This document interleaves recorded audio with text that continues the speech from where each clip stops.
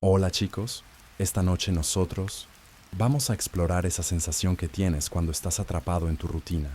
Ya sabes, te despiertas, vas al trabajo, miras tu teléfono, te preguntas si deberías empezar ese podcast o quizás aprender a hacer pan de masa madre, pero terminas viendo videos de gatos hasta las 2 de la mañana. Es una especie de parálisis cómoda. Ahora, imagina esa misma sensación, pero quítale el wifi, el agua corriente y cualquier forma de entretenimiento que no sea mirar a un cerdo revolcarse en el barro. Esa es la vida de un campesino en el siglo XI, y es precisamente desde ese punto de partida de aburrimiento existencial que te ofrecen el paquete de viaje definitivo, la oportunidad de tu vida, una pequeña y agradable excursión militar a Tierra Santa. Entonces, antes de ponerte cómodo, tómate un momento para darle me gusta al video y suscribirte, pero solo si realmente disfrutas lo que hago aquí. Tu apoyo silencioso es como un suave murmullo de ánimo en la noche. Y, ya que estamos en eso, deja un comentario abajo diciendo desde qué parte del mundo estás escuchando y qué hora es. Siempre me fascina ver cómo esta pequeña comunidad se extiende por todo el globo, todos unidos en nuestra búsqueda de un buen descanso nocturno. Ahora, atenúe las luces, tal vez encienda un ventilador para obtener ese suave zumbido de fondo y comencemos juntos el viaje de esta noche. Tu mundo huele a tierra húmeda, a estiércol y a sopa de col. Es un universo de unas pocas hectáreas, un ciclo interminable de siembra y cosecha, de heladas y de sudor. Tus manos están callosas, tu espalda siempre está un poco dolorida, y tus conversaciones más interesantes suelen ser con el ganado. La vida no es mala, pero es predecible hasta el punto de la locura. Un día sigue al otro, idéntico, inmutable, y entonces, un día, algo rompe esa monotonía. Un hombre llega a tu aldea. No es un señor local, ni un recaudador de impuestos. Viste harapos, pero sus ojos arden con una intensidad que nunca has visto. Se sube a un carro volcado y empieza a hablar. Su voz es como un trueno. Habla de una tierra lejana, una ciudad sagrada llamada Jerusalén, que está en manos de infieles. Pinta imágenes con sus palabras, imágenes de oro y de luz, de calles santificadas por los pasos del mismo Dios. Luego, su tono cambia. Habla del deber, del honor y de la fe. Y entonces llega la oferta, el argumento de venta del milenio. El Papa, el vicario de Cristo en la tierra, ha hecho un llamado. Cualquiera que tome la cruz, que marche para liberar la ciudad santa, recibirá la remisión total de todos sus pecados. No más penitencia, no más tiempo en el purgatorio. Es un boleto dorado directo al cielo. Los historiadores todavía debaten si la motivación principal de los cruzados comunes era la piedad genuina o el deseo de escapar de una vida de pobreza y servidumbre. Para ti, sentado en el barro, ambas opciones suenan increíblemente bien. El predicador, un hombre que la historia podría recordar como un fanático carismático al estilo de Pedro el Ermitaño, no menciona los detalles logísticos. No habla de la distancia, de la geografía, del clima. Omite la parte sobre la necesidad de comida, agua y armas. Su discurso es pura emoción, un marketing espiritual tan efectivo que te hace querer firmar en la línea de puntos sin leer la letra pequeña. Y tú, junto con docenas de otros hombres de tu aldea y de las aldeas vecinas, te pones de pie. Sientes un escalofrío, una mezcla de miedo y euforia. Por primera vez en tu vida, tienes un propósito más allá de asegurarte de que las vacas no se escapen. Vas a ser un soldado de Cristo, un libertador. La palabra cruzado resuena en tu mente. Suena importante, pesado, glorioso. Te imaginas marchando bajo estandartes dorados, con una armadura resplandeciente. La realidad, por supuesto, va a ser un poco menos fotogénica. Pero en este momento, arrastrado por la fervorosa promesa, te sientes como si pudieras caminar sobre el agua. O al menos, caminar fuera de este lodazal al que llamas hogar. La decisión está tomada. Cambiarás tu arado por una espada, o al menos por lo que sea que te den que se parezca a una espada. El paraíso te espera, y aparentemente solo hay que dar un largo, largo paseo para llegar. La euforia de tu gran decisión dura aproximadamente una noche.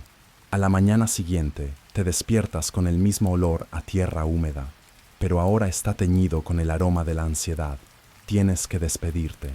¿Cómo te despides de un mundo que es todo lo que has conocido? Tu madre te mira con ojos que son pozos de preocupación silenciosa.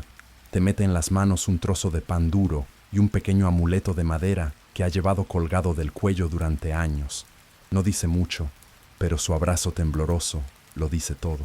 Tu padre, un hombre tallado en la misma madera nudosa que los árboles del bosque cercano, simplemente asiente. Te da una palmada en la espalda, un poco demasiado fuerte, un gesto que intenta comunicar una mezcla de orgullo, miedo y una orden tácita de no morir de forma estúpida. Su gran regalo de despedida es un consejo inútil. Mantén los pies secos. Gracias, padre. Lo anotarás junto a intenta no ser apuñalado. Miras tu pequeña cabaña de adobe y paja. El techo gotea cuando llueve y el viento se cuela por las grietas en invierno. Pero es tuyo. O, más bien, pertenece a tu señor, pero tú vives en ella. Caminas por el pequeño cercado y le das una última caricia a un cerdo particularmente gordo, al que has apodado Gobernador. Él gruñe en respuesta, ajeno a tu drama existencial. Estás abandonando una vida de servidumbre predecible por una causa sagrada e impredecible. ¿Estás haciendo lo correcto? La pregunta flota en tu mente, pero la ahogas con la imagen de las calles doradas de Jerusalén. No hay vuelta atrás. Has cosido una cruz de tela roja en tu túnica, un símbolo tosco y torpe, pero que te marca como algo diferente. Ya no eres solo un campesino, eres un peregrino armado. Te unes a la creciente multitud en las afueras de la aldea. Miras a tu alrededor. No ves un ejército de héroes, ves a tus vecinos. Está el herrero, que parece incómodo sin su martillo. Está el panadero, ya sudando bajo el sol de la mañana. Ves a hombres que nunca han viajado más allá del mercado del próximo pueblo, ahora preparándose para cruzar el mundo conocido. Los historiadores todavía debaten sobre la composición social exacta de la primera cruzada, específicamente cuántos no combatientes, como mujeres y niños, participaron en las primeras oleadas. Y efectivamente, ves a algunas mujeres y niños en la multitud, arrastrados por la misma promesa de una nueva vida. Parecen una migración de refugiados más que una fuerza de invasión, una idea que presagia problemas. Algunos han vendido las pocas posesiones que tenían para financiar este viaje, a menudo a la misma iglesia que los animó a irse. Tú no tenías nada que vender, así que tu contribución es simplemente tu propia persona, lo cual parece un mal negocio. La atmósfera es una extraña mezcla de festival y funeral. Hay cantos nerviosos, risas forzadas y largos silencios incómodos mientras todos se dan cuenta colectivamente de la enormidad de lo que están a punto de hacer. Tu única maleta es una pequeña bolsa de tela con ese pan duro y el amuleto de tu madre. Estás listo para tu gran aventura, o al menos estás presente. Justo cuando crees que vas a empezar a caminar hacia el este hasta que se acabe el mapa, uno de los hombres del predicador, un tipo con una cicatriz en la cara y cero sentido del humor, anuncia que es hora de la distribución de equipo. Una oleada de emoción recorre la multitud. Este es el momento. Aquí es donde te conviertes en un verdadero soldado.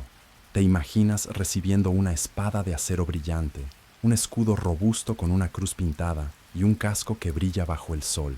La realidad es, por decirlo suavemente, una decepción. Es como esperar un iPhone nuevo y recibir un teléfono de juguete que hace ruidos de animales. La distribución es un caos. Una pila de metal oxidado y cuero apolillado que se reparte con la eficiencia de un lanzamiento de camisetas en un evento deportivo. Cuando llega tu turno, te entregan tu magnífica armadura. Primero, el casco. No es un gran yelmo de caballero, sino una simple calota de metal, básicamente un cuenco de sopa de hierro con algunas abolladuras que le dan carácter. Alguien lo llama cerveliere, tú lo llamas mi sombrero de metal ruidoso. Cuando te lo pones, te resbala sobre los ojos. Si lo ajustas, te corta la circulación en las sienes. Decides que su principal función será la de cuenco para la colada. Luego viene la protección corporal. Olvídate de la cota de malla. Eso es para los ricos, los caballeros que pueden permitirse miles de pequeños anillos de hierro entrelazados. Tú recibes un gambesón. Es una túnica acolchada, rellena de capas de lino o lana, diseñada para absorber el impacto de los golpes. El tuyo huele como si hubiera servido de cama para una familia de tejones y parece haber sido acolchado con paja y viejos trapos. Los historiadores debaten la efectividad real de la cota de malla contra las flechas de los arcos compuestos turcos, pero nadie debate la efectividad de tu gambesón. Es pesado, te da un calor sofocante y probablemente no detendría ni un tomate lanzado con fuerza. Finalmente, el arma, el objeto con el que se supone que debes liberar la Tierra Santa. Se te ofrece la opción entre una lanza corta o una especie de hacha. La lanza es un palo de fresno con una punta de metal oxidada y mal afilada. Parece que se rompería si intentaras asar una salchicha con ella. El hacha es simplemente una cuchilla de leñador clavada en un mango corto. Es torpe, pesada y sabes, por experiencia cortando leña, que es más probable que te cortes tu propia pierna a que aciertes a un enemigo en movimiento. Eliges la lanza, pensando que al menos puedes mantener a la gente a distancia. Es menos un arma de guerra y más un palo muy largo y puntiagudo para pinchar cosas. No hay escudo. Te dicen que los escudos son para la gente que planea ser atacada. Aparentemente, vuestro plan es tan brillante que los enemigos simplemente se apartarán. Como curiosidad, algunas de las armaduras más baratas de la época estaban hechas de capas de tela endurecidas con pegamento de harina o cera, creando una especie de papier maché corporal.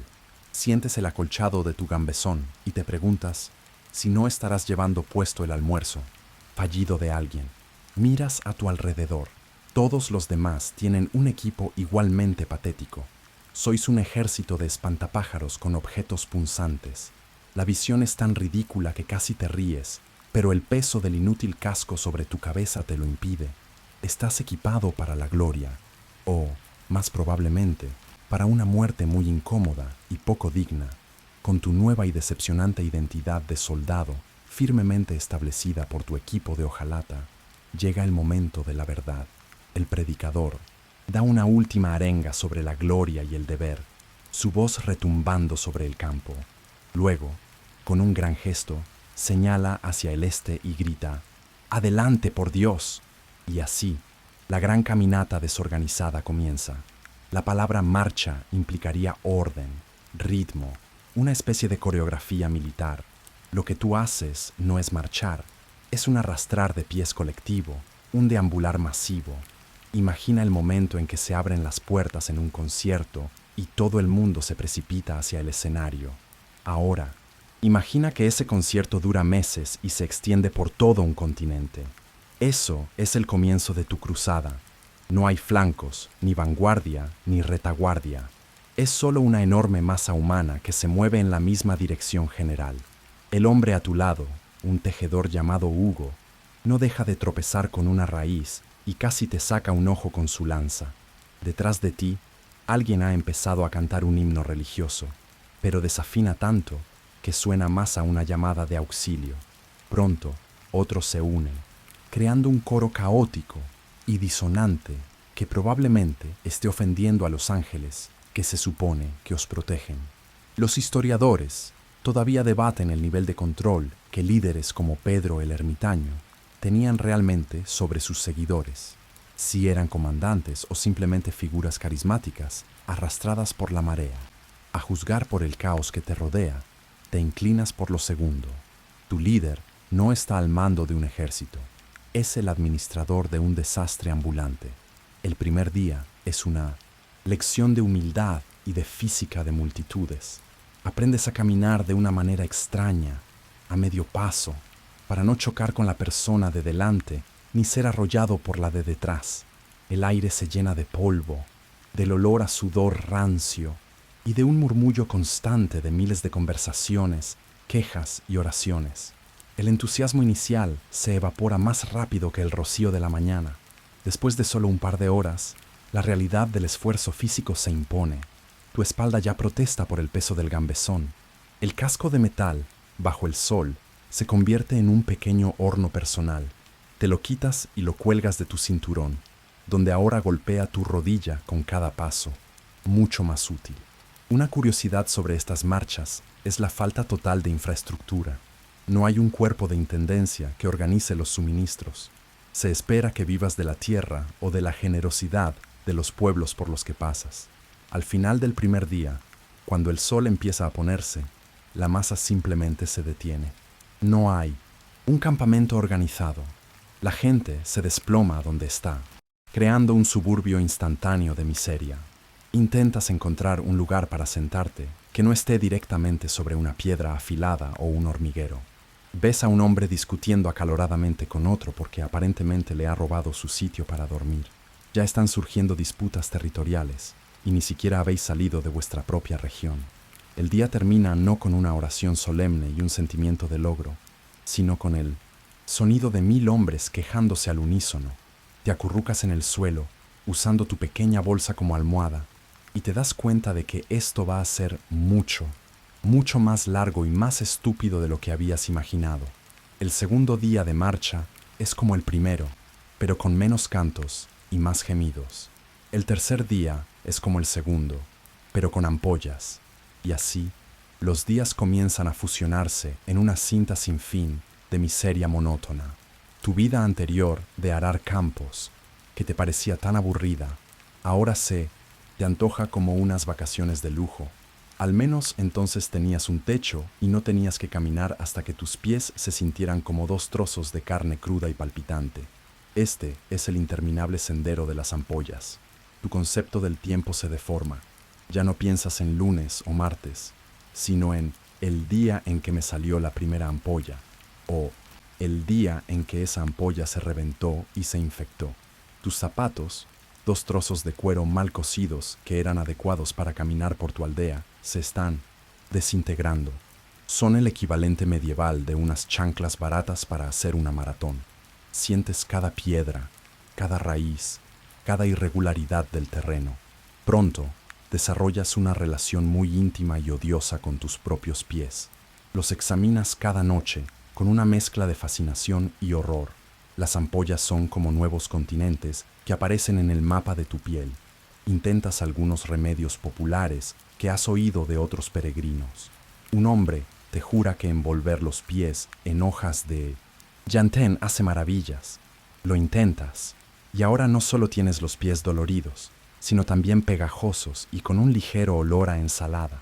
Otro te sugiere orinar sobre ellos para endurecer la piel, una idea que descartas inmediatamente, no por falta de desesperación, sino por un mínimo de dignidad que aún intentas conservar. La marcha diezma las filas de una manera silenciosa y eficiente. No es una batalla, sino el simple y brutal desgaste. Los más viejos, los que se unieron en un arrebato de piedad senil, son los primeros en quedarse atrás. Luego, los que vinieron con calzado inadecuado o con alguna dolencia preexistente. No hay compasión. La masa sigue avanzando, como una marea indiferente. Dejar a alguien atrás se siente mal durante unos minutos, pero luego el dolor punzante en tu propio talón reclama toda tu atención. La supervivencia se vuelve un asunto egoísta. Los historiadores todavía debaten la distancia media que una fuerza de cruzados podía cubrir en un día, con estimaciones que varían entre 15 y 30 kilómetros, dependiendo del terreno y la organización. Para ti, cada día se siente como si hubieras caminado hasta el fin del mundo y de vuelta. El paisaje cambia lentamente, pero tu perspectiva se reduce al metro de tierra frente a ti y a los talones del hombre que te precede. Te das cuenta de que la gloria prometida no se encuentra en cada paso. No hay honor en una ampolla infectada. No hay piedad en un músculo acalambrado. El único pensamiento que te mantiene en movimiento es una mezcla de terquedad y el hecho de que ya has caminado tanto que dar la vuelta parece igual de desalentador. Has empezado a nombrar a tus ampollas. La grande en el talón derecho es Roberto, por un recaudador de impuestos que odiabas. La pequeña y molesta en el dedo meñique es Primo Esteban. Es una forma de sobrellevarlo, de darle un toque de humor negro a tu sufrimiento. Pero mientras avanzas cojeando, una pregunta se forma en tu mente. Si apenas puedes sobrevivir a la caminata por tierras amigas, ¿qué demonios va a pasar cuando llegues a un lugar donde la gente realmente intente hacerte daño? La miseria de tus pies, ahora un mapa de geografía dolorosa que conoces íntimamente, pronto tiene que competir por tu atención con un vacío aún más fundamental, el de tu estómago. El pan duro que tu madre te dio es un recuerdo fantasmal, una migaja de un pasado más civilizado. Ahora dependes de la logística del ejército, un término que usas con una ironía tan amarga que casi podrías saborearla, y sabría mejor que la comida real. Te has introducido en el exclusivo mundo de la gastronomía cruzada, un festín de pan duro y sopa misteriosa. El pan, conocido por los más optimistas como galleta de marcha, es un objeto extraordinario. Es una losa de harina y agua, horneada hasta que alcanza la densidad de una roca. Podrías usarlo para calzar una carreta como arma contundente o, si tuvieras varios, para construir un pequeño muro defensivo. Para comerlo, debes remojarlo en agua, vino o, más comúnmente, en la propia sopa, hasta que se ablande y adquiera la consistencia de una esponja triste y llena de grava. Y luego está la sopa. Ah, la sopa. Cada noche se encienden fuegos y se colocan sobre ellos grandes calderos de hierro. Dentro burbujea el brebaje del día. Es la pieza central de tu dieta y una fuente constante de ansiedad existencial. El juego de adivina el ingrediente se convierte en el principal pasatiempo nocturno. La base es siempre agua, generalmente de una fuente cuestionable. A eso se le añade lo que sea que los grupos de forrajeo hayan logrado liberar ese día. ¿Son nabos? ¿O alguna raíz pálida y de aspecto sospechoso que un hombre desenterró del bosque? Ese trozo de carne es de una ardilla o de algo menos apetecible. Los historiadores debaten el grado en que el hambre y la desesperación por los suministros contribuyeron a la violencia de los cruzados contra las poblaciones locales. Tú, mientras masticas algo fibroso que bien podría ser musgo, empiezas a entender que un hombre hambriento no tiene mucha moral. La obsesión por la comida lo consume todo. Los sueños de gloria en Jerusalén son reemplazados por fantasías sobre un muslo de pollo asado o un trozo de queso. Una curiosidad culinaria de la época es el humble pie, un pastel hecho con las vísceras y partes menos nobles de un ciervo, la comida de los sirvientes. Comparado con tu guiso, un pastel de entrañas de ciervo suena como un banquete de 3 estrellas, Michelin. Tu sopa es la versión de los sirvientes de los sirvientes. A veces, si un noble ha cazado algo, se pueden ver los restos arrojados al caldero común, pero para cuando la sopa llega a tu cuenco, cualquier trozo de carne ha sido reclamado por los más rápidos o los más fuertes. Te conformas con el caldo, un líquido tibio que sabe vagamente a tierra y a decepción. Te acuestas cada noche con el estómago vacío, un dolor sordo que te recuerda constantemente tu precaria existencia. La salvación de tu alma es la promesa, pero la inanición de tu cuerpo es la realidad. Te preguntas si se puede luchar por Dios con el estómago vacío, o si el hambre te convertirá en un animal mucho antes de que tengas la oportunidad de ser un santo. El hambre constante, ese compañero de viaje hueco y doloroso, dicta la estrategia de la marcha. La gran masa de peregrinos armados necesita alimentarse, y la solución obvia es la siguiente ciudad o pueblo en el camino. Al principio, te acercas a estos asentamientos con una pizca de optimismo ingenuo. Llevas la cruz de Cristo en tu pecho. Eres un soldado de Dios. Seguramente, tus hermanos cristianos te recibirán con los brazos abiertos, con pan recién horneado y palabras de aliento. La primera vez que ves una ciudad amurallada en la distancia, sientes un cosquilleo de esperanza, pero a medida que te acercas, la esperanza se agria. Las puertas no se abren. En su lugar, se cierran con un ruido sordo y definitivo. Hombres con ballestas aparecen en las almenas. Sus rostros son máscaras de miedo y hostilidad. Bienvenidos a nuestro pueblo. Ahora váyanse. Tu comité de bienvenida es un silencio pétreo. Los líderes de tu cruzada intentan negociar, gritan promesas de pago invocan vuestra misión sagrada. A veces, funciona. Se bajan cuerdas con cestas de comida a cambio de las pocas monedas que circulan entre los nobles. Los precios son criminales. Es la ley de la oferta y la demanda en su forma más pura. Tu ejército es la demanda, y ellos tienen toda la oferta. La mayoría de las veces, sin embargo, la respuesta es un rotundo no. Para los habitantes de estas tierras, no sois un ejército de libertadores. Sois una plaga, una nube de langostas humanas que consumirá todo a su paso y no dejará más que problemas. Y no están del todo equivocados. Los historiadores todavía debaten la actitud del emperador bizantino Alejo I Comneno hacia los primeros cruzados, si los veía como aliados bienvenidos o como una amenaza incontrolable a escala de un pueblo. El dilema es el mismo, y la mayoría elige la seguridad. Cuando las negociaciones fallan, la disciplina se rompe. El hambre es un mal consejero. Grupos de tus compañeros se dispersan por los campos de los alrededores, comenzando el proceso eufemísticamente llamado forrajeo. Ves a un hombre salir corriendo de un corral con 2 gallinas bajo el brazo. Otro arranca verduras de un huerto familiar. Una mujer te grita desde su ventana, su cara contorsionada por la rabia y la impotencia. Miras la cruz de tela cosida en tu túnica, un símbolo que se suponía que te distinguía de los bandidos. Una curiosidad es que este era precisamente el propósito de la cruz: identificar al portador como un peregrino en una misión legítima. Pero para la mujer que acaba de perder su cena, la distinción es académica.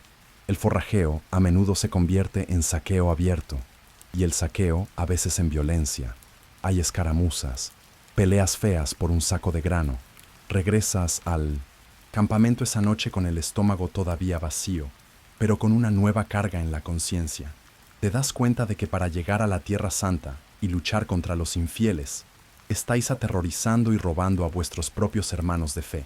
La línea entre peregrino y parásito se está volviendo peligrosamente delgada. Forzados a acampar lejos de los pueblos hostiles, en campos abiertos o bosques húmedos, la frágil ilusión de civilización que aún conservabas se desintegra por completo. Es aquí donde conoces a tu enemigo más íntimo, persistente e invencible, el hedor. La higiene personal se ha convertido en un concepto teórico, algo que recuerdas de una vida pasada, como los techos que no gotean o las comidas calientes. Llevas la misma túnica de lana desde que saliste de casa. Ha absorbido semanas de sudor, lluvia, polvo y restos de sopa misteriosa. Tu gambesón, esa obra maestra de acolchado inútil, ha desarrollado un ecosistema propio. Lavarse es un lujo impensable. Los ríos son para beber, y cualquier intento de baño te haría objeto de burla por tu vanidad.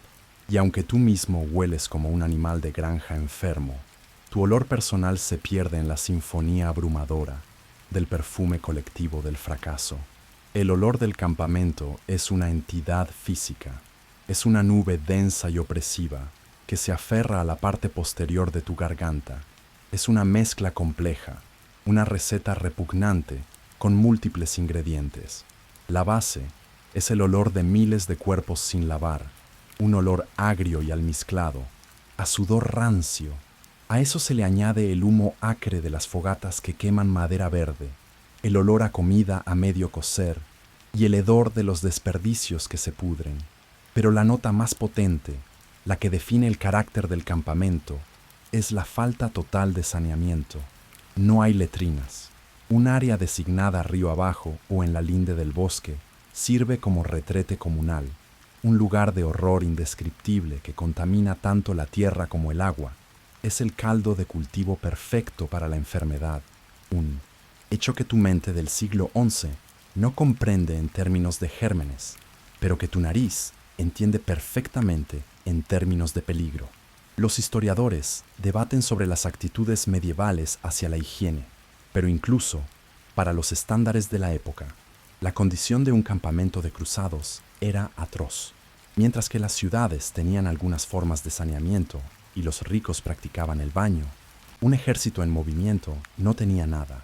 Una curiosidad es que algunas personas creían que los Olores fuertes, como los de las hierbas aromáticas o el incienso, podían proteger contra la enfermedad al purificar el aire. En tu campamento, necesitarías quemar un bosque entero de sándalo solo para hacer mella en el hedor. El olor se convierte en parte de ti. Se impregna en tu ropa, en tu pelo, en tu piel. Dejas de notarlo constantemente, pero siempre está ahí, en el fondo, un recordatorio nauseabundo de vuestra degradación colectiva. Te das cuenta de que si alguna vez llegas a la Tierra Santa, el enemigo os olerá llegar mucho antes de veros. Quizás esa sea la estrategia secreta, una forma primitiva de guerra olfativa. Es una broma que te haces a ti mismo, pero no te ríes. Es difícil reír cuando no puedes respirar hondo. Justo cuando crees que has alcanzado el fondo de la miseria, que te has acostumbrado al hambre, la hostilidad y el hedor, el terreno se levanta para saludarte con un nuevo tipo de desafío. Las suaves colinas y los valles boscosos que has estado atravesando se convierten en estribaciones rocosas, y luego, en la distancia, ves una pared de picos grises y blancos que arañan el cielo. Una cordillera, ya sean los Alpes o los Balcanes, para ti es simplemente la gran pared de la desesperación, y tienes que cruzarla. La marcha se transforma en una escalada agotadora. Los caminos, si es que se les puede llamar así, son senderos de cabras traicioneros que serpentean por laderas empinadas. El aire se enrarece y se enfría. Tu gambezón empapado de sudor, que era un horno en las llanuras, ahora se convierte en una compresa fría que te hiela hasta los huesos. Tu equipo demuestra su inutilidad de formas nuevas y emocionantes. Tus zapatos de cuero desgastados no tienen agarre en las rocas heladas. Ves a hombres resbalar y caer, a veces solo unos metros, a veces con consecuencias mucho peores. La lanza que llevas es ahora un estorbo, un palo torpe que se engancha en las ramas y te desequilibra. La dignidad se evapora con la altitud. La procesión sagrada se convierte en una fila de figuras encorvadas y temblorosas, luchando por cada paso. El consejo de tu padre, mantén los pies secos, resuena en tu cabeza como la más cruel de las ironías mientras atraviesas un arroyo de agua helada que te llega hasta las rodillas. El hambre aquí arriba es diferente. No hay nada que forrajear, no hay granjas que saquear. El paisaje es de roca y hielo. Los animales de carga, que ya estaban desnutridos, empiezan a morir, y entonces ves algo que borra cualquier resto de nobleza de la misión. Ves a un grupo de hombres desollando un caballo que acaba de desplomarse, su carne destinada al caldero. La supervivencia se ha vuelto primaria, brutal. Los historiadores todavía debaten las rutas exactas tomadas por las diferentes facciones de la Primera Cruzada, y es comprensible, ya que las crónicas a menudo son vagas. Probablemente, los propios cruzados no tenían ni idea de dónde estaban la mitad del tiempo, siguiendo a un guía local contratado a la fuerza, o simplemente eligiendo el paso que parecía menos suicida. Una curiosidad de los viajes medievales es la dependencia de puntos de referencia locales y de la guía de los monasterios, que a menudo servían como posadas y centros de información. Vosotros, una horda temida y maloliente, no sois bienvenidos en ninguna parte. Estáis solos. La vista desde la cima de un paso podría ser impresionante, un mar de nubes y picos, pero no te das cuenta. Tu mundo se ha reducido a tu próximo aliento tembloroso y a la desesperada necesidad de no perder el equilibrio. Ya no eres un soldado ni un peregrino. Eres solo carne y hueso, luchando contra la indiferencia fría de una montaña. Con un último esfuerzo colectivo, la masa de supervivientes desciende de las montañas, tropezando hacia tierras más bajas y cálidas. Has superado el desafío de la geografía, pero la montaña te ha cobrado un precio terrible. El campamento que se establece en el valle es un hospital de campaña sin médicos ni medicinas. La combinación letal de semanas de desnutrición, el agotamiento extremo del cruce y las condiciones sanitarias que harían vomitar a un buitre, finalmente da sus frutos venenosos. La enfermedad, que había estado acechando en los bordes del grupo, ahora se desata con una furia implacable. La fiebre se convierte en tu nueva compañera de tienda. Comienza de forma sutil. Un hombre se queja de calambres en el estómago. Otro tiene escalofríos a pesar del calor del mediodía. En un par de días, la plaga está en pleno apogeo. Es la disentería, el flujo de sangre, la pesadilla de todos los ejércitos acampados. Los hombres se debilitan, incapaces de retener agua o alimentos. Se acurrucan en sus mantas sucias, gimiendo, sus cuerpos consumidos por la fiebre. El olor del campamento, que ya era una proeza de la pestilencia, adquiere una nueva nota, más ácida y mortal. El miedo que se extiende es diferente al miedo a una batalla. Una espada es un enemigo honesto y visible. Esto es un enemigo invisible que ataca desde dentro, que te convierte en tu propio verdugo. Ves más camaradas caer por esta enfermedad silenciosa que por cualquier arma. El herrero de tu aldea, un hombre grande y fuerte, se reduce a un esqueleto tembloroso en cuestión de una semana. Hugo, el tejedor que casi te saca un ojo con su lanza, muere en silencio una noche. Su lugar en la marcha simplemente queda vacío. No hay ceremonias. Apenas hay tiempo para cavar una tumba poco profunda. La medicina de la época es inútil. Los historiadores debaten si la peste, descrita en crónicas posteriores, fue la peste bubónica o una mezcla de tifus y otras fiebres. Pero para ti, el nombre no importa. Es simplemente la enfermedad. Una curiosidad médica es la teoría de los 4 humores que dictaba el tratamiento. Si un hombre tenía fiebre, demasiada bilis amarilla o cólera, la cura podía ser sangrarlo para reequilibrar los humores, un procedimiento que solo aceleraba la muerte por deshidratación. Ves a un supuesto médico hacerle un corte en el brazo a un hombre ya pálido como un fantasma y te alejas, convencido de que la ignorancia es más segura. Empiezas a sentir un pánico frío cada vez que tu estómago gorgotea o sientes un escalofrío. Te lavas las manos obsesivamente en el río, aunque otros te miren raro. Un instinto de supervivencia que no puedes explicar. La gloriosa cruzada se ha convertido en una lotería mortal, y cada mañana que te despiertas sin fiebre, sientes que has ganado, por ahora. La plaga de fiebre que barrió el campamento finalmente retrocede, pero deja tras de sí un vacío. El ejército, si es que alguna vez mereció ese nombre, es ahora más pequeño, más silencioso e infinitamente más cínico. Los que han sobrevivido a las montañas y a la enfermedad ya no se parecen a los campesinos esperanzados que salieron de casa. Sois figuras demacradas, con la mirada de un animal acorralado. Y en este nuevo mundo de supervivencia descarnada, la fina capa de camaradería cristiana se ha desgastado hasta desaparecer. La frase hermanos de armas ahora suena como una broma cruel. Tu único hermano es el hambre, y es un hermano celoso. La desconfianza es el aire que respiras. Te das cuenta de que el hombre que duerme a tu lado ya no es tu protector, sino tu competidor más cercano en el brutal juego de la supervivencia. La prueba definitiva llega una tarde, durante la miserable distribución de la ración diaria.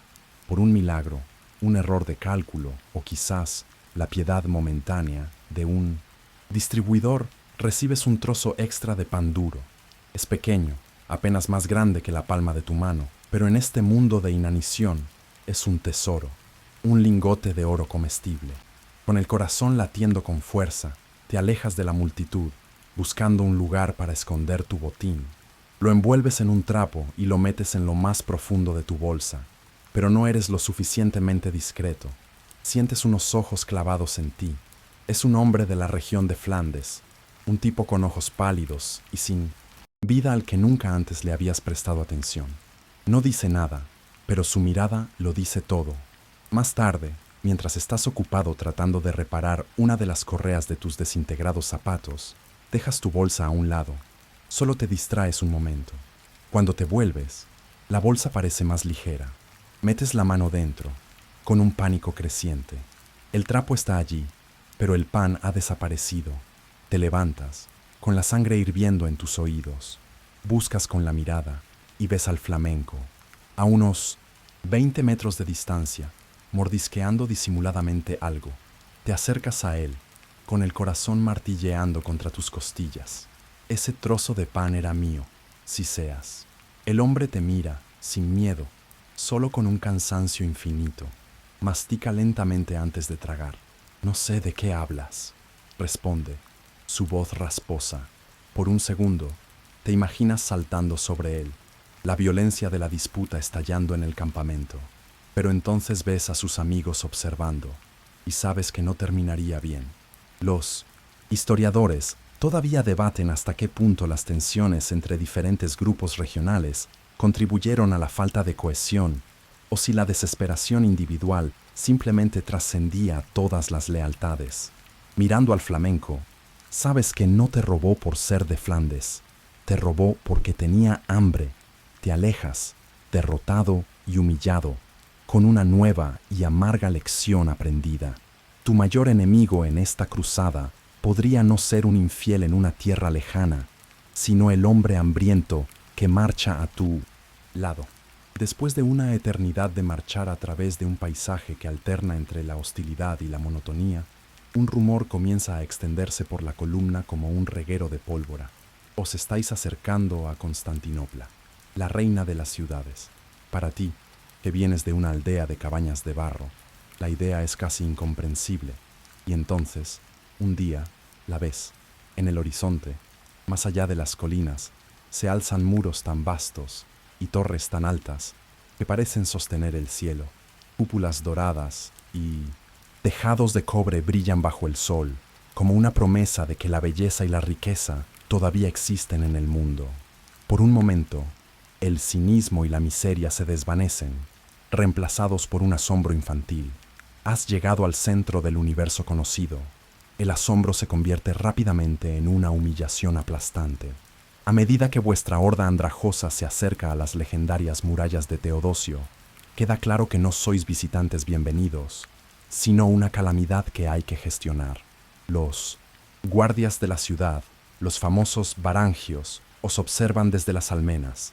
Van vestidos con cotas de malla brillantes y túnicas de seda teñida, y portan hachas que parecen capaces de partir a un hombre en dos. Os miran no como a compañeros de fe, sino como a una infestación. Los ciudadanos de Constantinopla que se aventuran a salir para observar el espectáculo lo hacen con pañuelos perfumados sobre la nariz, susurrando entre ellos en un griego que no entiendes, pero cuyo tono de desprecio es universal. Los historiadores debaten las intenciones del emperador Alejo I Comneno, pero su política es clara: manteneros fuera. Se os asigna un campamento en las afueras, con estrictas órdenes de no entrar en la ciudad. El contraste es una tortura. Desde vuestro campamento maloliente y miserable, podéis ver el esplendor de la ciudad más grande del mundo. El olor a especias y pan recién horneado llega desde los mercados, mezclándose con el hedor de vuestro propio campamento. Veis a la gente local, los bizantinos, a quienes llamáis griegos, vestidos con colores vibrantes, limpios, bien alimentados. Os miran como si fuerais una curiosidad zoológica, un oso bailarín particularmente sucio y peligroso. Una curiosidad histórica es que los bizantinos se consideraban a sí mismos romanos, Romaioi, los herederos directos del Imperio Romano, y veían a los europeos occidentales, a quienes llamaban genéricamente francos o celtas, como poco más que bárbaros. Sientes el peso de esa condescendencia. Te sientes deslumbrado y despreciado. Un paleto en la gran ciudad. La opulencia que tienes delante no te inspira. Te resalta tu propia miseria. Esta ciudad santa y cristiana, la segunda más importante después de Roma, te trata como a un leproso. La ironía es tan pesada como tu casco abollado. Has cruzado medio mundo para luchar por Cristo, solo para ser tratado como basura por los cristianos más ricos que jamás hayas visto. Vuestra estancia fuera de Constantinopla es tensa e incómoda. Sois una amenaza latente, y el emperador Alejo está ansioso por deshacerse de vosotros. Después de semanas de negociaciones entre vuestros líderes nobles y la corte bizantina, finalmente llega la orden. No vais a marchar hacia Tierra Santa, vais a navegar. El emperador, en un acto de generosidad, que es en realidad una brillante maniobra estratégica, ha accedido a transportar a vuestro ejército a través del Bósforo, el estrecho que separa Europa de Asia. os está lanzando a territorio enemigo para que seáis el problema de otro. Os conducen en masa hacia los muelles, una procesión de figuras sucias y agotadas, y os embarcan en una flota de barcos bizantinos. Nunca has estado en el mar. Lo más cerca que estuviste del agua fue al caerte en un arroyo. Estos barcos son monstruos de madera, más grandes que cualquier edificio de tu aldea. El olor a alquitrán, sal y pescado podrido llena el aire. Te empujan por una rampa hacia la bodega de uno de los barcos, un espacio oscuro, caluroso y abarrotado. Estáis apiñados hombro con hombro, tan apretados que apenas puedes respirar. La escotilla se cierra, sumiéndoos en una penumbra maloliente, y entonces sientes un movimiento, un suave balanceo que gradualmente se convierte en un cabeceo y un vaivén constantes. Así descubres el mareo divino. Es una nueva forma de sufrimiento, una que ataca tu centro de equilibrio y tu estómago con una piedad nula. La bodega se convierte en un infierno flotante. El aire, ya viciado, se llena del sonido de hombres vomitando y del olor agrio que lo acompaña. El suelo se vuelve resbaladizo y asqueroso. No hay dónde escapar. Cada sacudida del barco envía una nueva oleada de náuseas a través de ti. Te acurrucas contra el casco de madera, intentando encontrar un punto de estabilidad que no existe. Algunos hombres intentan cantar himnos, pero sus voces se quiebran en gemidos. Otros simplemente yacen en silencio, con los ojos cerrados, rezando por la tierra firme o por una muerte rápida. Los historiadores debaten la capacidad naval del Imperio bizantino en esta época, pero para ti, su capacidad para infligir miseria es de primer nivel. Una curiosidad de los marineros medievales era su plétora de supersticiones. No silbar en el barco para no llamar a una tormenta, por ejemplo. En la bodega, nadie silba. Nadie tiene aire suficiente para hacerlo. Te entregas a la miseria, sintiendo cómo el barco sube y baja, sube y baja. Es un purgatorio acuático. Pensabas que habías experimentado todas las formas de malestar que el mundo podía ofrecer en tierra firme. Estabas equivocado. La guerra santa se ha hecho a la mar y es aún más nauseabunda de lo que imaginabas. El viaje en barco, que pareció durar una eternidad de náuseas, termina abruptamente. La escotilla se abre, inundando la bodega con una luz solar tan brillante que te ciega. Te empujan para que subas a cubierta y luego te hacen bajar a tierra firme. Tropiezas sobre la arena, tus piernas tiemblan como las de un recién nacido. Por un glorioso instante, la simple solidez del suelo bajo tus pies es el mayor placer que has conocido, pero el alivio es efímero, reemplazado casi de inmediato por una nueva forma de agresión ambiental. Has desembarcado en Asia Menor, en Anatolia, y este mundo es completamente ajeno a ti. El sol, la arena y la duda te dan la bienvenida. El sol aquí no es el sol amarillo y amistoso de tu hogar. Es una bola de fuego blanca y furiosa en un cielo de un azul implacable. El calor te golpea como una pared física, un calor seco y abrasador que te roba el aliento y te hace sudar al instante. Tu túnica de lana y tu gambesón acolchado, diseñados para el clima templado y húmedo de Europa, se convierten en un horno portátil. La tierra no es el suelo oscuro y fértil que conoces, es un polvo pálido y reseco que se levanta en nubes con cada paso, cubriéndote, metiéndose en tus ojos, en tu boca, en tus pulmones. La vegetación es extraña y hostil, arbustos espinosos, hierbas resecas y árboles raquíticos que no ofrecen ninguna sombra. Por primera vez, sientes que has cruzado un umbral invisible. Ya no estás en el mundo cristiano, por muy hostil que fuera. Esto es, sin lugar a dudas, tierra enemiga. El predicador había hablado de una tierra que manaba leche y miel. Miras a tu alrededor, a este paisaje polvoriento y abrasador, y no ves ni leche ni miel. Ves sed y sufrimiento. Las promesas que te impulsaron a dejar tu hogar ahora suenan huecas, como un cuento contado por un loco. Las dudas que habían sido pequeñas semillas en el fondo de tu mente, regadas por el hambre y la enfermedad, ahora comienzan a germinar bajo este sol implacable. ¿Fue todo una mentira? ¿Te han enviado a morir en este desierto por una fantasía? Los historiadores todavía debaten el impacto psicológico que este cambio radical de entorno tuvo en la moral de los cruzados. Para ti, el impacto es simple y directo. Es un golpe de desesperación. El conocimiento geográfico de la época era tan pobre que muchos probablemente esperaban que Tierra Santa estuviera justo al otro lado del agua, parecida a una versión soleada de Italia. La realidad de la vasta y árida meseta de Anatolia, llena de enemigos, fue un shock brutal. Empiezas la marcha hacia el interior, el sol golpeando tu casco de metal, el polvo llenando tu garganta y una pregunta terrible resonando en tu cabeza al ritmo de tus pasos. ¿Qué estoy haciendo aquí?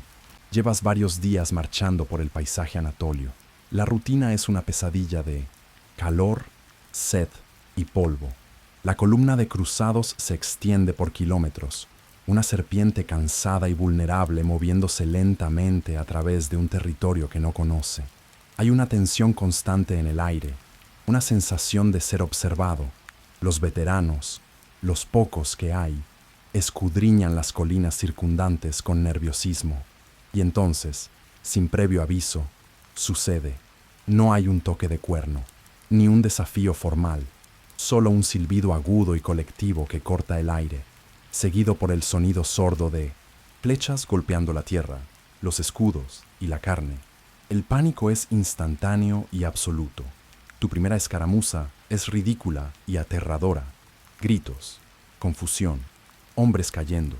Miras hacia la cresta de una colina cercana y ves lo que parecen ser docenas de jinetes, figuras ágiles y oscuras contra el cielo brillante. Son ellos, los turcos, el enemigo.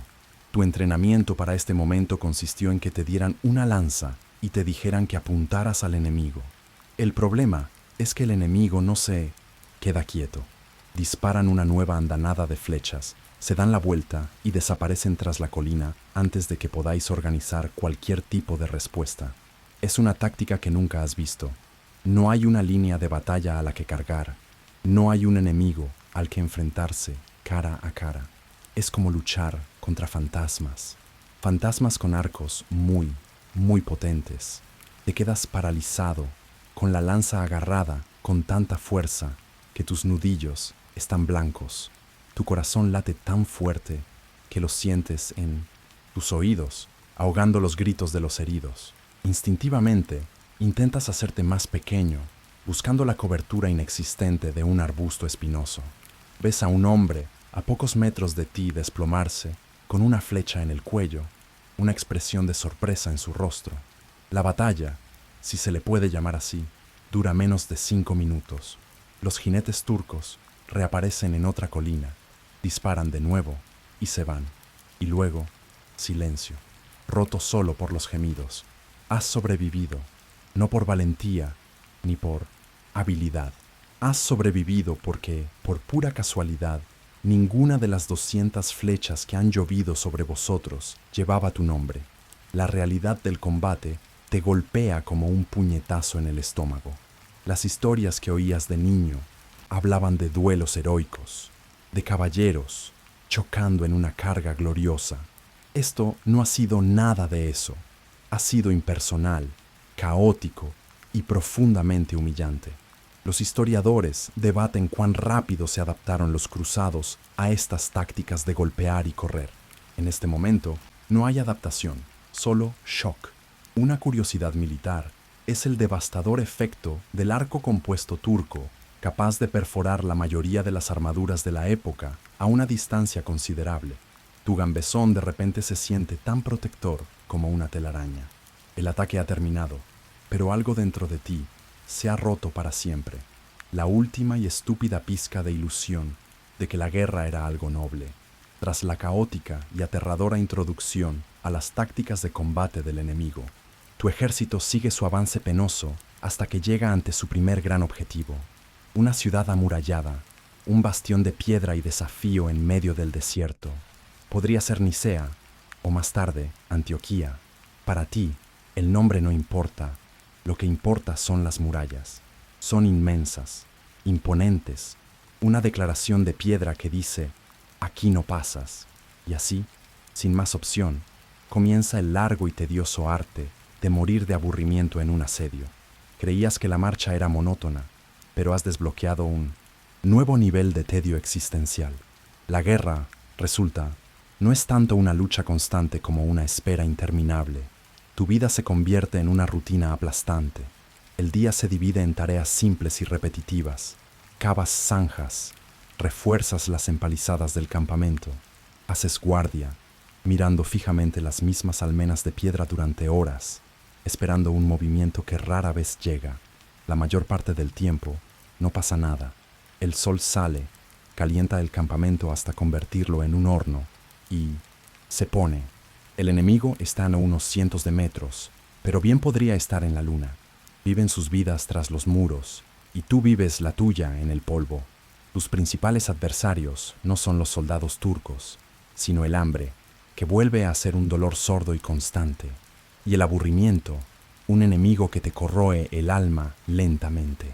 La única ruptura en la monotonía es el terror esporádico.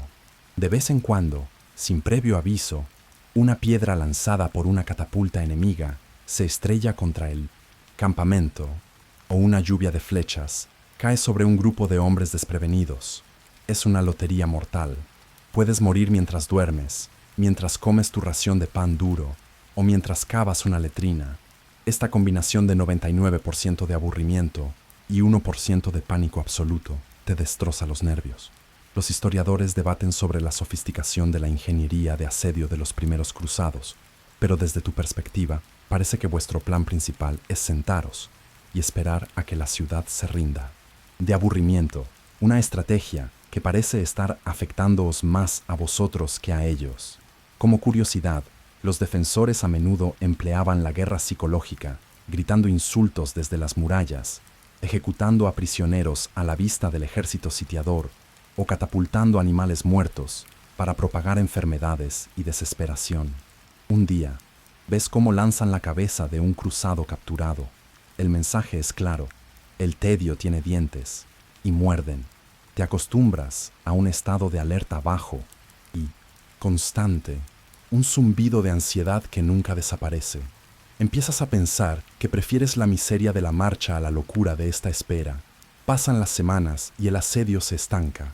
El paisaje alrededor del campamento, que en su día fue un terreno de forrajeo relativamente fructífero, ahora está yermo. Ha sido despojado de todo lo comestible. El hambre dentro del campamento pasa de ser un problema a ser una crisis. Los precios de la comida que los mercaderes bizantinos logran introducir se disparan a niveles absurdos. Un trozo de pan cuesta más de lo que ganarías en un año. La desesperación obliga a los líderes a organizar expediciones de forrajeo más grandes y arriesgadas, aventurándose cada vez más lejos en territorio enemigo, en busca de cualquier cosa que pueda mantener al ejército en pie. Y un día te toca. Eres voluntario para unirte a una de estas misiones. Salir del campamento principal se siente como dejar la única zona relativamente segura del mundo. La sensación de ser observado se multiplica por 10. Sois un grupo de unos 200 hombres, una fuerza lo suficientemente grande como para ser un objetivo tentador. Cabalgáis durante horas, bajo el sol abrasador, adentrándoos en valles y colinas que no habíais visto antes. La tensión es palpable. Cada sombra parece esconder una amenaza. Finalmente, vuestros exploradores localizan un pequeño grupo de granjas en un valle aislado que parece haber escapado a la atención. La alegría es inmensa. Os desplegáis rápidamente, reuniendo el grano, persiguiendo a las pocas gallinas escuálidas y metiendo en sacos cualquier verdura reseca que encontráis. Por un momento, la misión parece un éxito. Es entonces cuando atacan.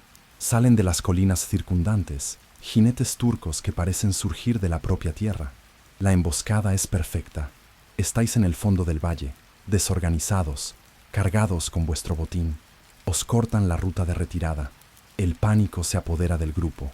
Lo que sigue no es una batalla, sino una masacre confusa.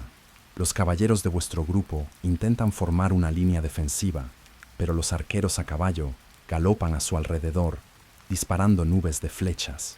Tú, con tu lanza, y tu nula armadura, buscas refugio detrás de una pared de adobe derruida. Es una lucha desesperada y caótica por la supervivencia.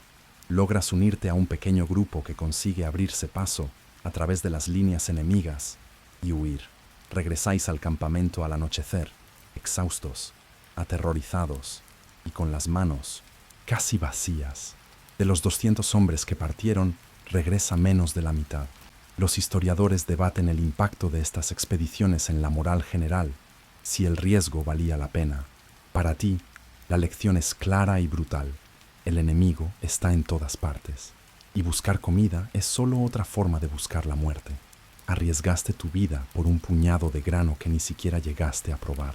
El fracaso de las expediciones de forrajeo y la obstinada resistencia de la ciudad sitiada dejan claro que la espera no es una estrategia viable. Si las murallas no caen por sí solas, tendréis que derribarlas. Una nueva energía, nacida de la desesperación, recorre el campamento. Vais a construir máquinas de asedio. Los pocos hombres del ejército con conocimientos de carpintería o ingeniería son ascendidos instantáneamente a la categoría de genios y se les encarga la supervisión del proyecto más ambicioso que jamás hayas visto. Una torre de asedio, una fortaleza móvil de madera que, en teoría, os permitirá llegar a lo alto de las murallas. Para ti, un campesino cuyo mayor logro arquitectónico fue arreglar un taburete cojo, la tarea es abrumadora. Te envían al bosque con un hacha para talar árboles, siempre bajo la amenaza de una flecha perdida, disparada desde las murallas. Luego, tienes que arrastrar los enormes troncos de vuelta al campamento. Un trabajo agotador que te deja sin aliento y con la espalda destrozada. El lugar de construcción es un caos de actividad febril. El ingeniero, a cargo, un lombardo gritón, da órdenes en un dialecto que apenas entiendes, gesticulando salvajemente.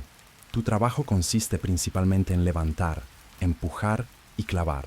Golpeas clavos de hierro en vigas de madera más gruesas que tu cuerpo, esperando no partirte un dedo.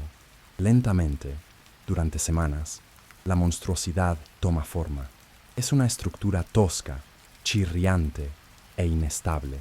Los historiadores debaten cuánto del conocimiento de ingeniería de los cruzados fue traído de Europa y cuánto fue adaptado de las técnicas bizantinas.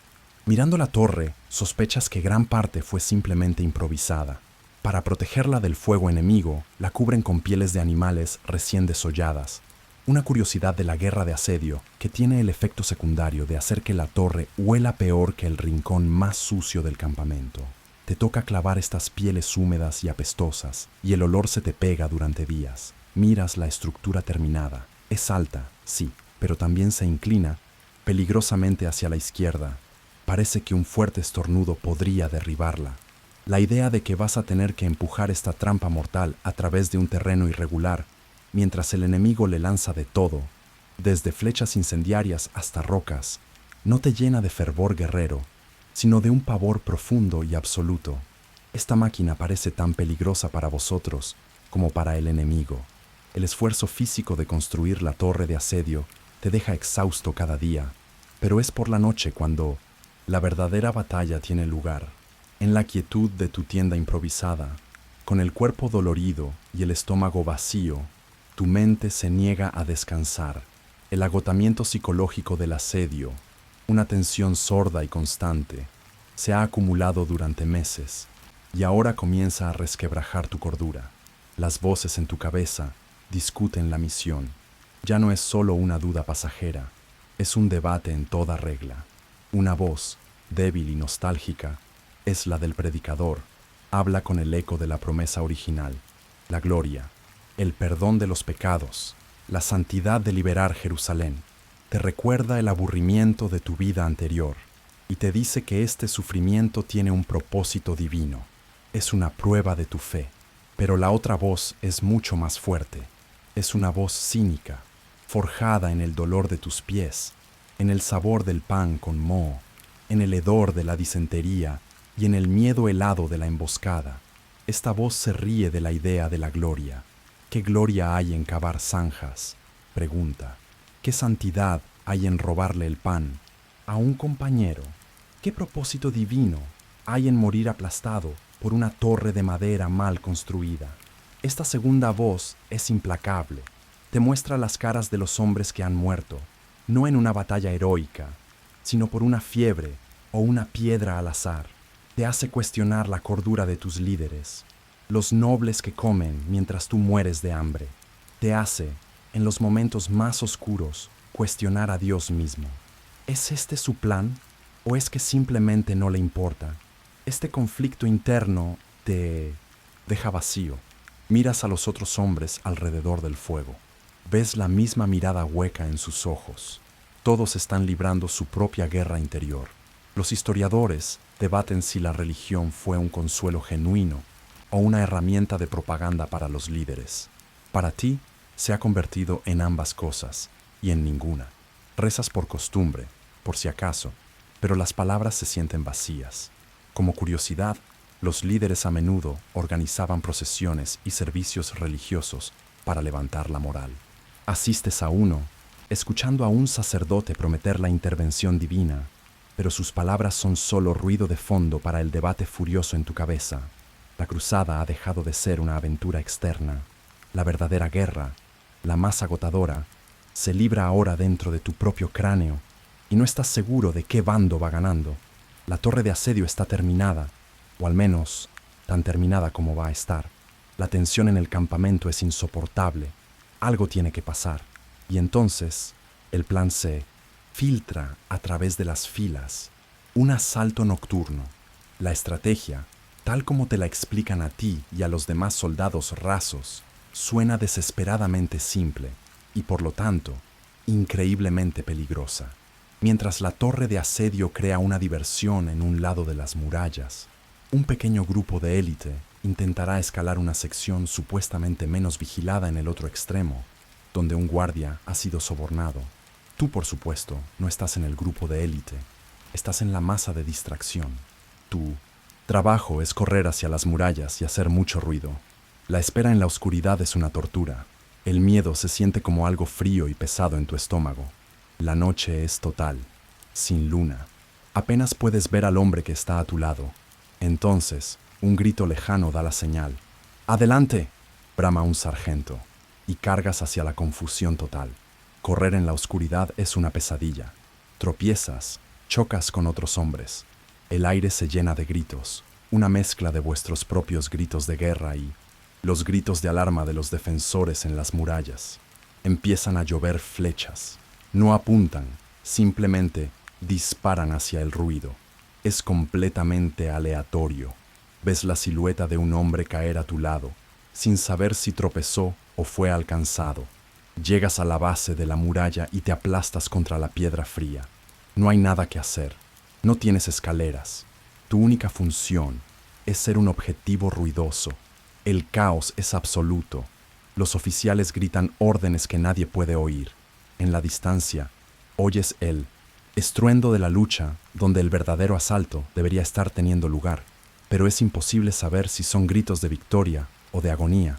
Unos barriles de brea ardiendo son arrojados desde las murallas, iluminando escenas grotescas de pánico. En la luz parpadeante, te das cuenta de que has estado gritando a un hombre de tu propia unidad, pensando que era un enemigo. La carga nocturna se desintegra en una serie de pequeñas y aterradoras confusiones. Los historiadores a menudo tienen que reconstruir estas batallas a partir de relatos contradictorios, y ahora entiendes por qué. Nadie sabe lo que está pasando. Finalmente, suena la corneta de retirada. Te retiras tropezando en la oscuridad, dejando atrás a los muertos y a los heridos. Vuelves a tu tienda, cubierto de sudor y mugre, con el corazón todavía latiendo con fuerza. No has luchado. Simplemente has participado en un pandemonio mortal. Tras el fracaso del asalto nocturno, una nueva determinación, dura y quebradiza como el lino meciéndosis. Crystal se apodera de los líderes. No pueden mantener el asedio indefinidamente. Las enfermedades y el hambre están diezmando sus fuerzas tan eficazmente como cualquier ejército enemigo. Solo queda una opción, un asalto total, a la luz del día, con todo lo que tienen. Es una apuesta desesperada, un último lanzamiento de dados sobre el tablero sangriento de la historia. y tú estás en el centro de la mesa. El día del asalto final amanece caliente y sin nubes. El ruido es lo primero que te golpea. Es un estruendo ensordecedor. Los cuernos de guerra braman. Los tambores retumban con un ritmo que imita los latidos de tu propio corazón aterrorizado. Y miles de hombres gritan, una mezcla de oraciones y maldiciones. La gran torre de asedio, esa monstruosidad chirriante que ayudaste a construir, comienza su lento y agónico avance hacia las murallas, empujada por cientos de hombres sudorosos. Las catapultas lanzan enormes rocas que se arquean en el cielo antes de estrellarse contra las almenas. Tú estás en la primera oleada de infantería. Tu misión es la más simple y la más suicida: correr hacia la base de las murallas con una pesada escalera de madera y tratar de apoyarla. La carga no es una carrera heroica, es un tropiezo desesperado a través de un campo sembrado de muerte. El aire silba con las flechas. Rocas, trozos de mampostería e incluso muebles son arrojados desde arriba. Un líquido hirviente, ya sea aceite o agua, cae en cascada, y los gritos de los hombres quemados son lo peor que has oído nunca. Esto no es una batalla, es una picadora de carne. Ves a hombres con los que has marchado durante años caer a tu alrededor, sus cuerpos destrozados de formas horribles. No hay tiempo para el dolor ni para el miedo, solo hay un instinto animal de seguir adelante. Llegas a la base de la muralla. El ruido es tan intenso que sientes que te va a reventar el cráneo. Con otros 3 hombres, levantáis vuestra escalera. Es un esfuerzo sobrehumano. La apoyáis contra la piedra. Un hombre empieza a subir, pero un instante después, una enorme piedra empuja la escalera hacia atrás. Cae con un estrépito, aplastando a los que están debajo. Las historias épicas, los cantos de gesta, todo es una mentira. La guerra no es un duelo noble. Es un trabajo industrial y sucio cuya materia prima son los cuerpos de hombres como tú. En medio de este infierno de ruido y dolor, te das cuenta de que la victoria o la derrota no dependen de la valentía o la fe, sino de la pura y brutal aritmética del agotamiento y la muerte. En medio del caos ensordecedor del asalto, un nuevo sonido se eleva por encima del estruendo, un rugido de triunfo. En otra sección de la muralla, la torre de asedio ha llegado. Su puente levadizo ha caído sobre las almenas. Los caballeros están cruzando. La línea de defensores flaquea. Su atención se divide. Es la oportunidad. Un grupo de hombres logra derribar una puerta ya dañada con un ariete improvisado. La brecha se abre y una marea humana de minencimiento, cruzados sedientos de sangre, se vierte en la ciudad. Eres arrastrado por la corriente. Estás dentro. La batalla se traslada a las estrechas y sinuosas calles. La resistencia organizada se desmorona en combates desesperados en cada esquina, en cada casa. Y entonces, la lucha se transforma en algo más oscuro. Comienza el saqueo.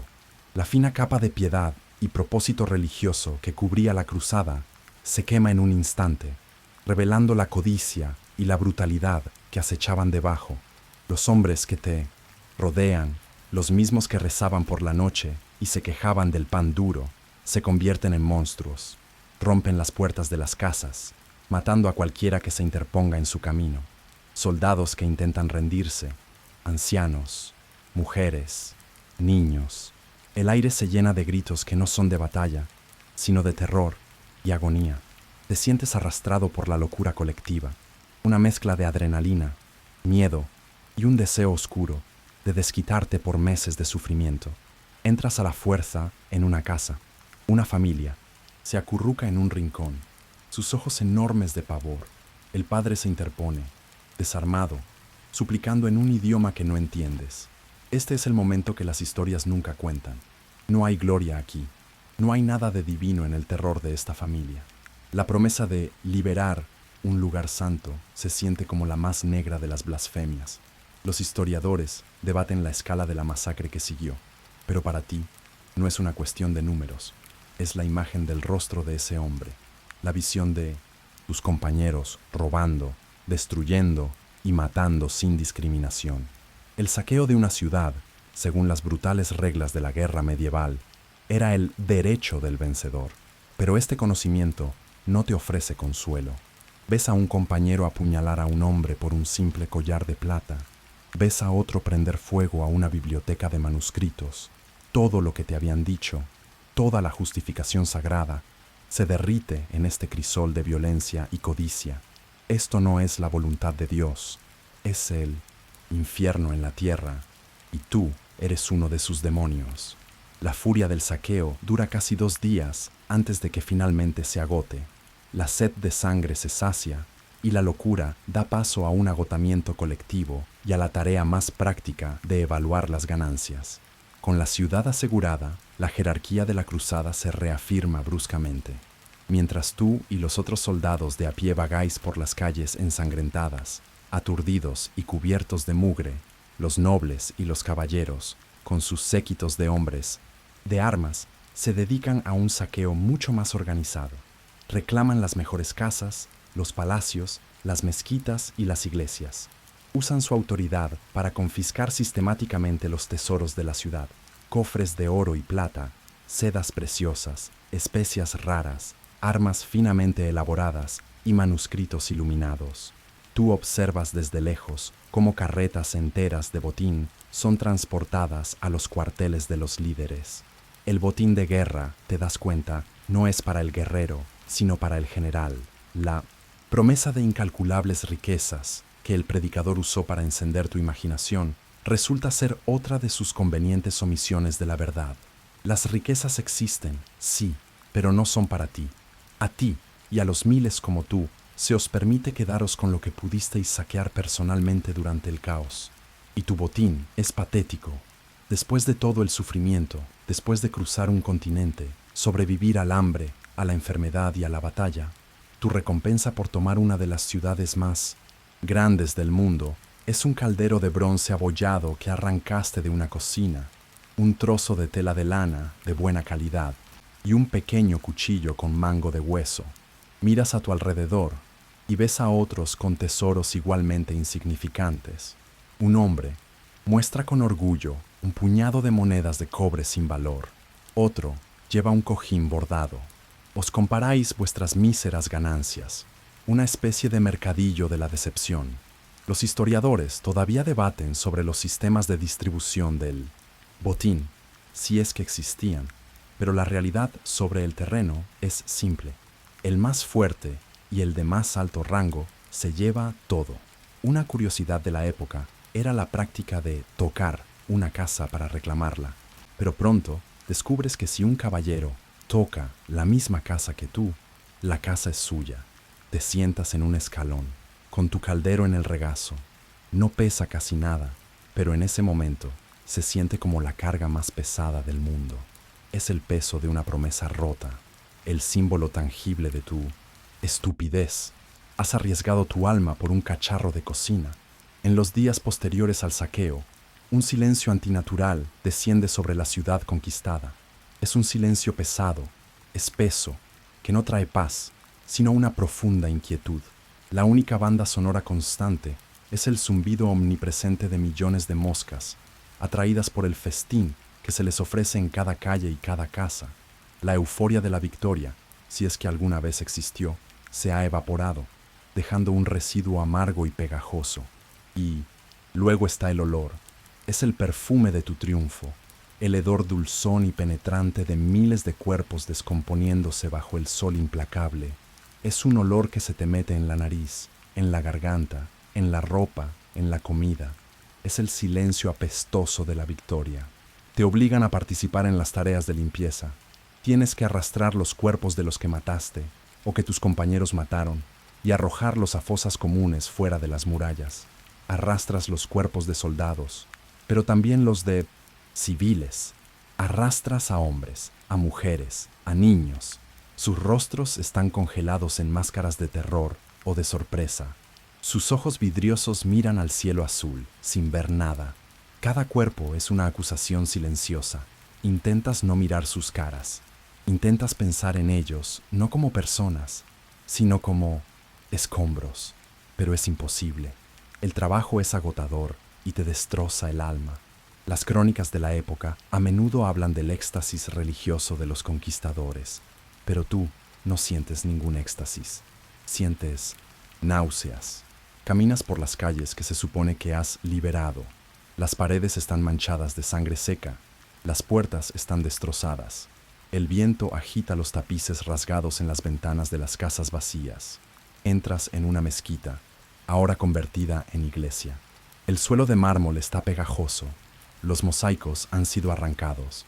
El lugar no se siente santo, se siente profanado, y te das cuenta, con una certeza helada, de que tú eres el profanador. Los historiadores debaten el estado psicológico de los cruzados después de la masacre, tratando de reconciliar los relatos de piedad con la brutalidad de los hechos. Tu estado psicológico es simple, estás vacío. La misión que te dio un propósito se ha revelado como una empresa de carnicería y robo. Has llegado a la ciudad santa, pero no has encontrado a Dios, solo has encontrado muerte y un silencio que grita tu culpa. Han pasado semanas desde la toma de la ciudad. El olor a muerte ha empezado a disminuir, reemplazado por el olor más mundano del polvo y la reconstrucción. Los nobles que lideraron la cruzada están ocupados creando un nuevo reino. Se reparten títulos, tierras y responsabilidades. Discuten sobre quién será el rey, quién controlará el puerto, quién gestionará las rutas comerciales. Están construyendo un nuevo mundo para ellos mismos sobre las ruinas del antiguo. Y en este nuevo mundo no hay lugar para ti. No eres un caballero al que se le pueda conceder un feudo. No tienes habilidades de artesano para ayudar a reconstruir. Eres un campesino que sabe arar un campo, una habilidad inútil aquí. Eres un excedente, una herramienta de guerra que ya ha cumplido su función. La gran misión ha terminado. La cruzada ha triunfado. Te lo repiten en los sermones, pero las palabras suenan huecas. Tu recompensa espiritual, la remisión de tus pecados, se siente abstracta y lejana en comparación con la realidad tangible de tus pesadillas y el peso de tu caldero de bronce. La mayoría de los peregrinos armados, que, como tú, han sobrevivido, se enfrentan a la misma pregunta. ¿Y ahora qué? Algunos, los más duros, o los que no tienen nada a lo que volver, deciden quedarse, esperando conseguir trabajo como mercenarios o guardias. Pero tú no eres como ellos.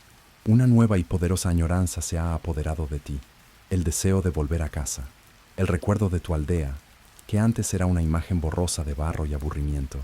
Ahora se te presenta como un paraíso perdido. Anhelas la sencillez de esa vida, anhelas el olor de la tierra húmeda después de la lluvia, el sonido de las vacas, la cara de tu madre, incluso el gruñido de aprobación de tu padre. Esa vida predecible que tanto despreciabas ahora parece el único refugio cuerdo en un mundo enloquecido. Tomas una decisión, no en un arrebato de emoción como la primera vez, sino con una calma cansada y resignada. Se acabó.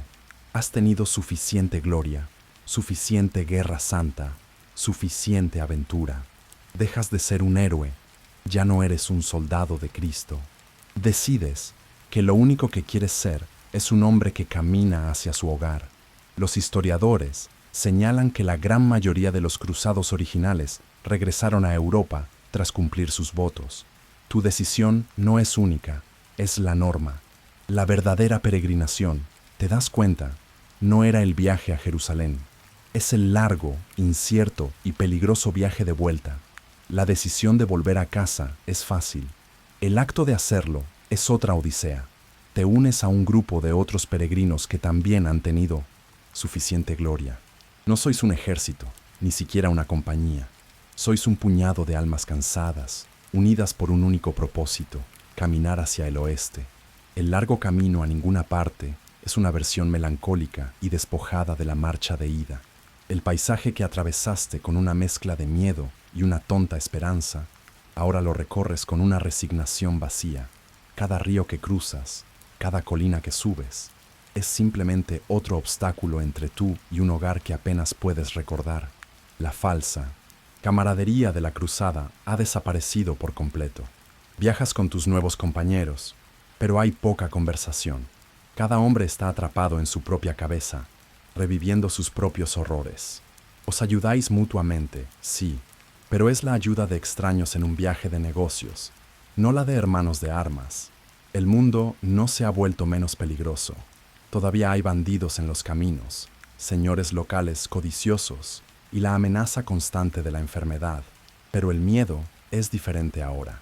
Antes, temías morir antes de cumplir tu misión sagrada.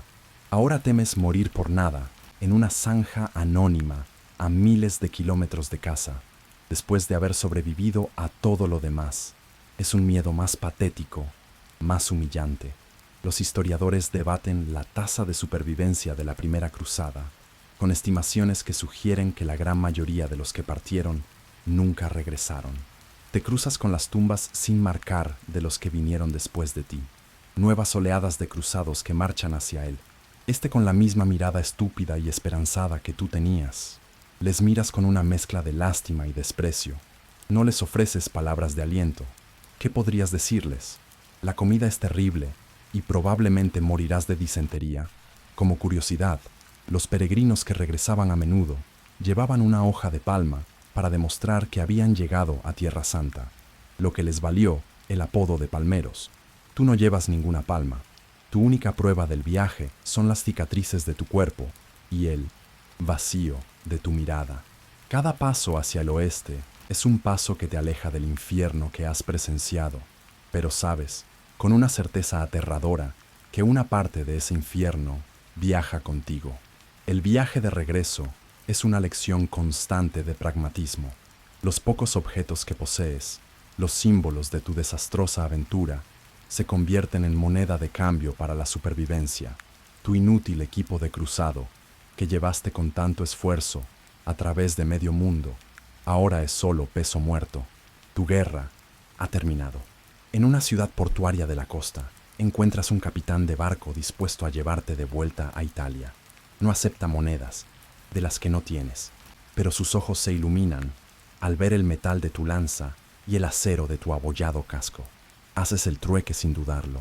Vendes tu casco por un trago de vino y un pasaje en la bodega de un barco mercante. El vino te quema la garganta y te concede unas horas de bendito olvido. El viaje por mar es tan miserable como la primera vez, pero lo soportas con la estoica indiferencia de alguien que ya ha visto lo peor. Al desembarcar en suelo europeo, te sientes un poco más ligero. Continúas tu viaje a pie, un peregrino desarmado. En un pueblo, el hambre te aprieta el estómago. Te encuentras con un granjero que mira con curiosidad tu sucio y acolchado gambesón. Le explicas con una media sonrisa que es una prenda excelente para el frío. Omites la parte en la que no detiene las flechas y huele a sudor de 3 años.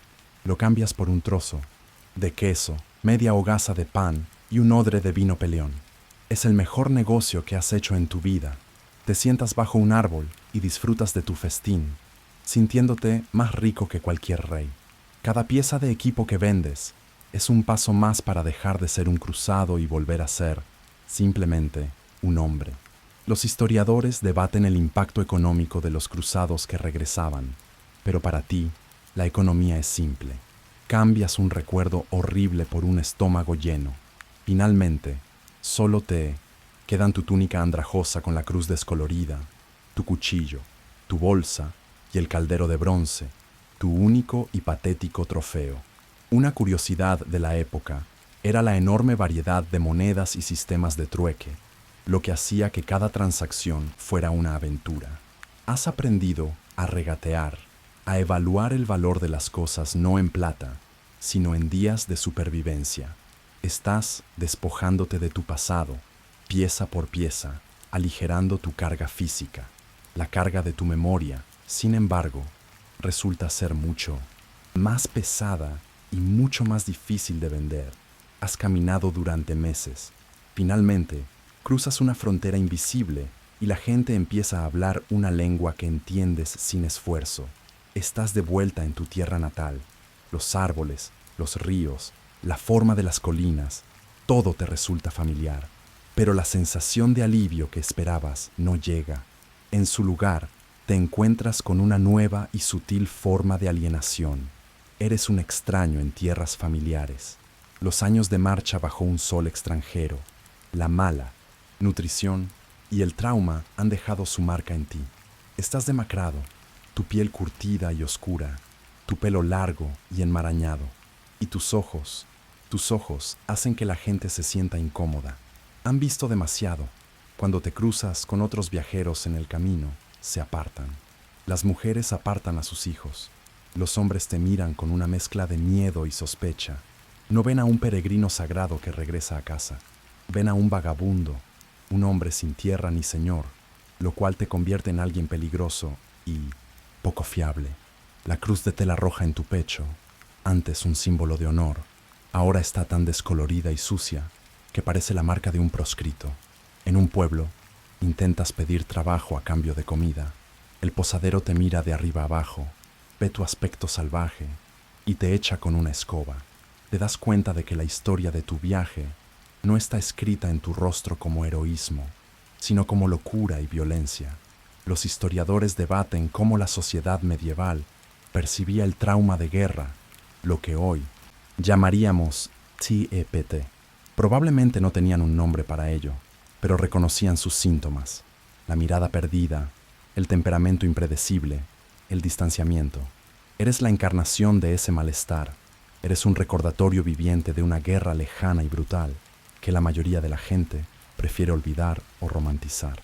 Una curiosidad es que algunos cruzados trajeron consigo costumbres o palabras orientales, lo que los marcaba aún más como extranjeros. Tú a veces usas una palabra en árabe o griego por costumbre y la gente te mira como si estuvieras loco. Te sientes como un fantasma. Has vuelto al mundo de los vivos, pero no perteneces del todo a él. Estás atrapado en un limbo, un hombre fuera de lugar y fuera de tiempo. Después de semanas caminando como un espectro a través de tu propio país, empiezas a reconocer el paisaje de una manera mucho más íntima y dolorosa. Reconoces la forma en que el camino se curva alrededor de una colina específica.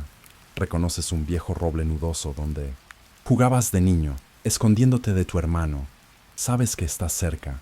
Este es el último kilómetro, el tramo final de un viaje que ha abarcado el mundo conocido y las profundidades de tu propia alma. Cada paso en este camino familiar es una punzada. La tierra es exactamente como la recordabas. El olor del aire, la humedad del suelo, el sonido del viento entre las hojas de los fresnos, todo es igual. El mundo no ha cambiado, pero tú sí. Ves la delgada columna de humo que se eleva desde las chimeneas de tu aldea.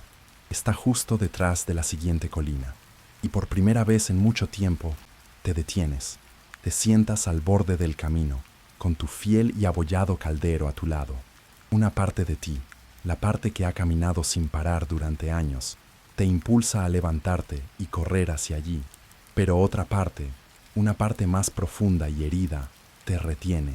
Sientes miedo, miedo de lo que encontrarán, miedo de lo que no encontrarán. El joven que se fue de este lugar, lleno de sueños estúpidos, sobre la gloria y el oro, está muerto. Murió en algún lugar de las llanuras de Anatolia, o en las trincheras de un asedio, o en las calles ensangrentadas de una ciudad santa. El que está sentado al borde del camino es un impostor que ha venido a ocupar su lugar. Los historiadores debaten sobre el concepto de identidad personal en la Edad Media, si estaba ligada a la comunidad o al individuo. Tú sientes ambas cosas en guerra dentro de ti. Anhelas la comunidad, ser conocido, pertenecer, pero la experiencia individual te ha convertido en alguien que ya no puede pertenecer. Te pones de pie, tus articulaciones crujen en protesta, das un paso, luego otro, el último kilómetro hacia el olvido, o quizás hacia el recuerdo. No estás seguro de cuál de los dos es peor. La parte más difícil de todo el viaje no fueron las montañas, ni el mar, ni la batalla. Es este simple paseo por un camino que conoces como la palma de tu mano. Caminas por la única calle de tu aldea. Es mediodía y la gente está ocupada en sus quehaceres. Una mujer que saca agua del pozo se detiene y te mira fijamente. Deja caer su cubo. Unos niños que juegan en el barro se callan y te señalan. Un hombre mayor, sentado a la puerta de su cabaña, entorna los ojos y un lento amanecer de reconocimiento, horror y piedad cruza su rostro. No te dan la bienvenida.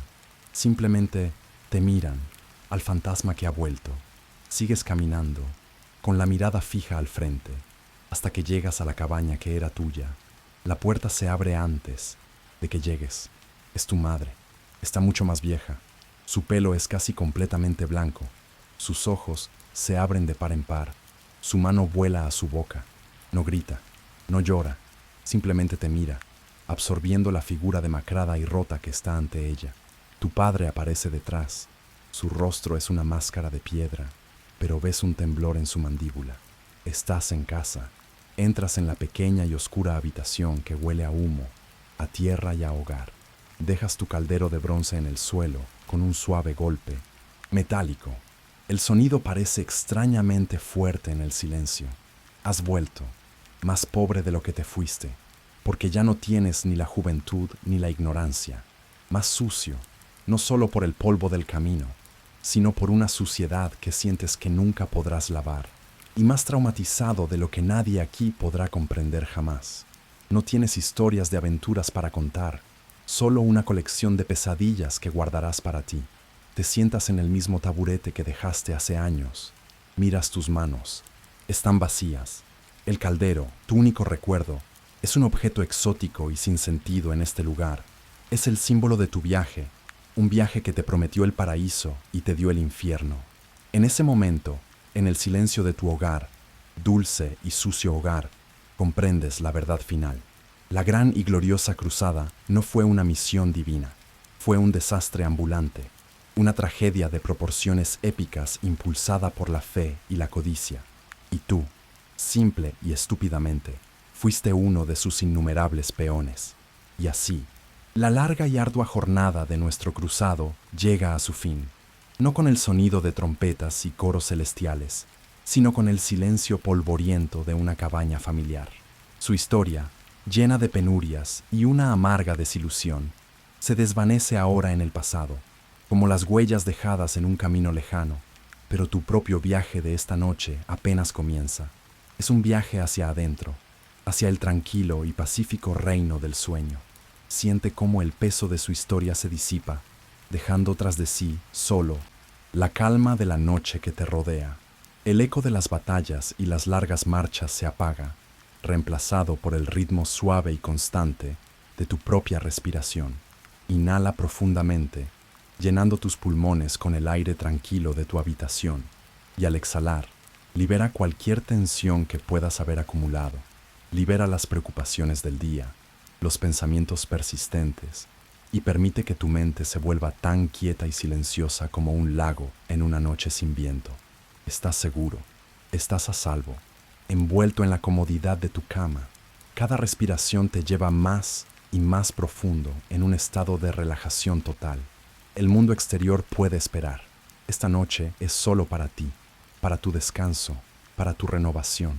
Permite que la oscuridad sea un manto reconfortante, un espacio de paz donde puedas descansar y recargarte. Deja que el sueño te reclame suavemente, como la marea que sube en una playa tranquila.